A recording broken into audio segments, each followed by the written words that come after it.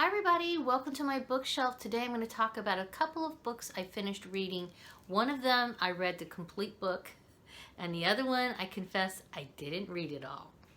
The book that I did finish reading is by Sue Monk Kidd, The Mermaid Chair. She also wrote The Secret Life of Bees, which I've also read. It's been many years, but I do remember I read it and I liked it. So I did finish this. I gave it a 4 out of 5 stars on Goodreads, and I have the full review over on Goodreads if you want to go pop over there. I have a link to my Goodreads page down below in the description, and if you want to follow me and I'll follow you back, all that good stuff. I do find Goodreads a great way to keep track of what I'm reading and also see what other people are reading and trying different things. So anyway, what my thoughts on this, I gave it 4 out of 5.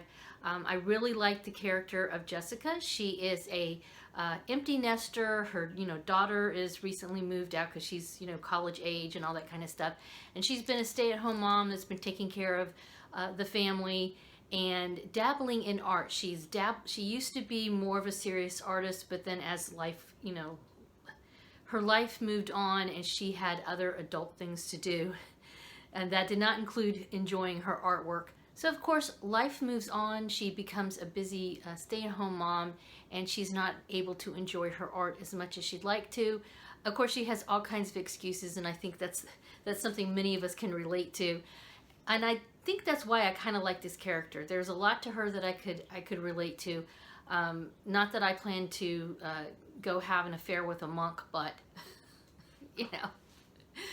Anyway, so she ends up having to go back home unexpectedly because her mother is having a mental crisis, and even though she is estranged from her mother, she, sucks it up and goes back to the island that she was raised and helps her mom out and kind of finds herself. It's one of those types of books. She lost herself because she was taking care of everybody else in the world but herself, and then she goes and she finds herself. So I really liked the book. The reason why I gave it 4 instead of 5 stars was at the end. I mean, it's a work of literature. It is not a beach read, and so you do have to kind of like calm down and just enjoy the process of reading and enjoy the author's really unique use of language. However, so it could be a little slow for some people is what I'm trying to say. But at the end, it felt kind of rushed. Like all of a sudden, all this stuff was getting wrapped up, and we were all kind of lingering and just kind of, I was getting in the groove, and then all of a sudden everything sort of just like bing, bang, boom, boom, we're done. And so it kind of felt rushed at the end. Otherwise, totally recommend this. The second book that I'm going to talk about today is one that I have to admit I stopped listening to. It is an Audibles book. It's called Fates and Furies by Lauren Groff. She's an author who has written lots of short stories and I believe a couple of novels. And when I had posted a video recently about Florida author Karen Russell, who is one of my favorite contemporary authors, I queried my listeners, the 4 people out there that were watching my video, and said, hey, can you suggest any similar authors? And somebody suggested Lauren Groff. And I will say I'm not totally turned off to her work, even though I put this Audible book away.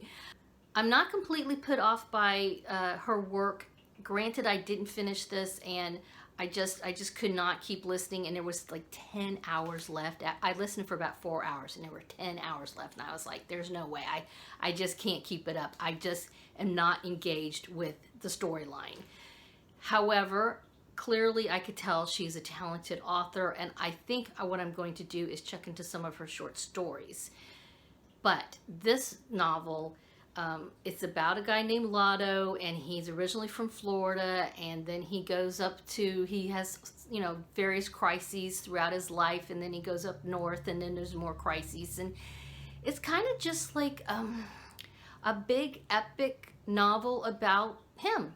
And I couldn't really tell what the theme was. What's the main point? Why are we going through all of this? And maybe some of it was the fact that I had a hard time connecting to him. He is not necessarily that likable to me. He was not that likable of a character, so maybe that was some of my issue with him. I don't really know. I just knew there were 10 hours left, and I have a lot of other Audibles on my, a lot of other books on my Audible subscription that I could listen to. And so I've set this one aside. And as far as I'm concerned, I don't see me picking it up again. Alrighty, so those are the 2 recent reads. Thanks so much for stopping by to see what's on my bookshelf. Bye-bye.